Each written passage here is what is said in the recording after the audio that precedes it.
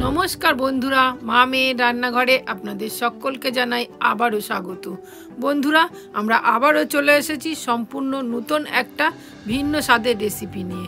आमादेर आजकेर recipe hello पाका पेपेर चाप सन्देश बा छाँचेर सन्देश। तो चलुन देखे नेওয়া যাক आजकेर रेसिपिटी। पाका पेपेर सन्देश बानानोर जन्य आमी प्रथमे एकटा बड़ साइजेर पाका पेपेके केटे खूब भालोभाबे परिष्कार करे नेब।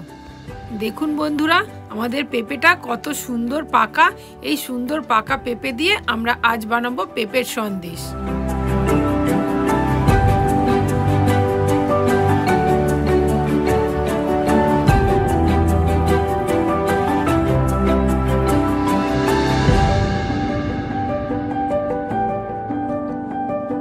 পেঁপেগুলোকে পরিষ্কার করা হয়ে গেছে। এবার আমি একটা গ্রেটারের সাহায্যে পেঁপেগুলোকে গ্রেট করে নেব।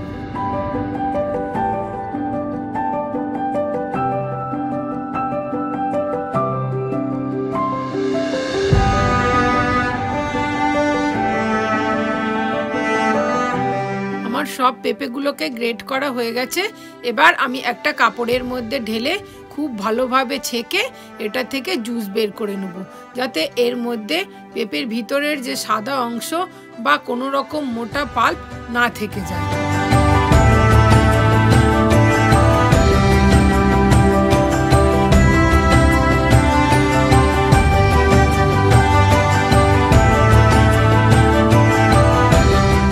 পেঁপেটা থেকে সমস্ত জুস বার করা হয়ে গেছে এবং এর মধ্যে থেকে খুব সামান্য পরিমাণই ছিবড়া বেরিয়েছে।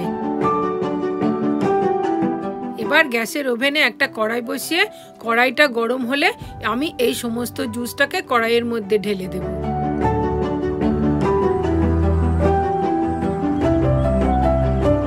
জুসটা গরম হলে আমি অনবরত নাড়তে থাকবো এবং নাড়তে নাড়তে আমি জুসটাকে অর্ধেক পরিমাণ করে ফেলবো।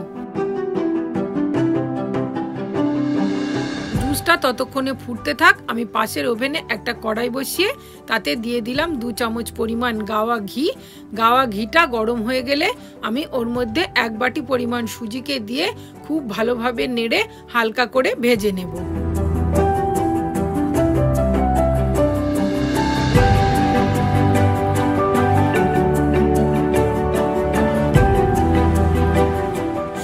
আমার হালকা করে ভাজা হয়ে গেছে। আমি পেঁপের জুসের মধ্যে ভাজা সুজিটাকে দিয়ে খুব ভালোভাবে নেড়ে মিশিয়ে নেব।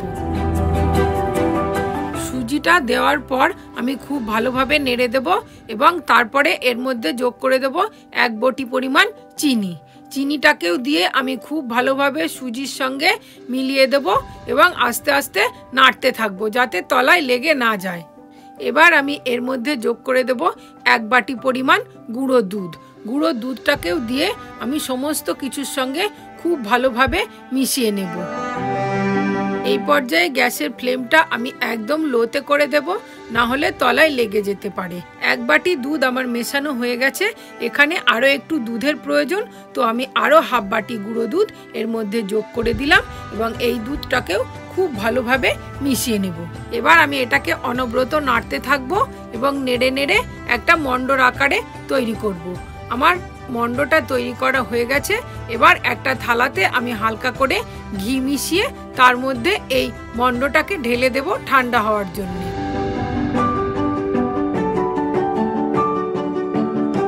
আমার মণ্ডটা তৈরি করা হয়ে গেছে। যেহেতু এই মণ্ডটাকে একটু শক্ত করে সন্দেশের আকার দিতে হবে, তাই আমি আরও একটু গুঁড়ো দুধ যোগ করে খুব ভালোভাবে মণ্ডটাকে মেখে নেব। বন্ধুরা আমার মণ্ডটা রেডি হয়ে গেছে। এবার আপনারা এরকম ছাঁচের মধ্যেও মণ্ডটাকে দিয়ে ঠিক আমি যেভাবে বানাচ্ছি এইভাবেও সন্দেশটাকে বানাতে পারেন, কিন্তু আজ আমি এইভাবে সন্দেশটা বানাবো না, যেহেতু সবার কাছে এই ছাঁচ থাকে না। তাই আজ আমি একটা বক্সের মধ্যে দিয়ে চাপ সন্দেশ বানাবো। দেখে নিন। আমার আমার কাছে একটা সোনপাপড়ির বক্স ছিল, তার মধ্যে আমি হালকা করে ঘি মাখিয়ে মন্ডটাকে দিয়ে দিলাম। দিয়ে খুব ভালোভাবে চেপে চেপে আমি বক্সের মধ্যে বসিয়ে দেব। দেখুন আমি এইভাবে সুন্দর করে বক্সের মধ্যে দিয়ে দিয়েছি। এবার আমি এই বক্সটাকে কয়েক ঘন্টার জন্য ফ্রিজে রেখে দেব ঠান্ডা হওয়ার জন্য।